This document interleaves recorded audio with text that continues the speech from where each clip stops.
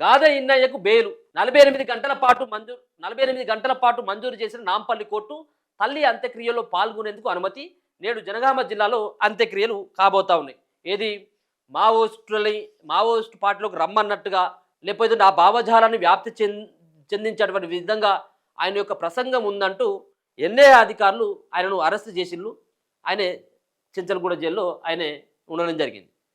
So మొత్తానికి ఆయనే ఏది ఎప్పుడు డిసెంబర్ 21న ఆయనను అరెస్ట్ చేసిండు. డిసెంబర్ 21న ఆయనను అరెస్ట్ చేసి ఆయనను జైలుకు తరలించిండ్రు. ఆయన విచారణ చేస్తూ ఉన్నారు. ఆయనను కస్టడీ కావాలని చెప్పేసి కోరిళ్ళు. సో ఇదంతా జరుగుతున్నటువంటి ఈ ప్రాసెస్ జరుగుతున్నటువంటి తరుణంలోనే వాళ్ళ అమ్మగారు 90 సంవత్సరాలు ఉన్నట్టుంది. ఆమె చనిపోవడం జరిగింది. సరే మొత్తానికి ఆమె కొంత ఆరోగ్యంగానే ఉండేది. ఆయన రెగ్యులర్గా వాళ్ళ అమ్మ దగ్గరనే ఉండేది. ఇక హైదరాబాద్లో 1-2 రోజులు ఉన్నప్పుడు కూడా వాళ్ళ అమ్మ దగ్గరనే ఎక్కువగా స్పెండ్ చేసేది.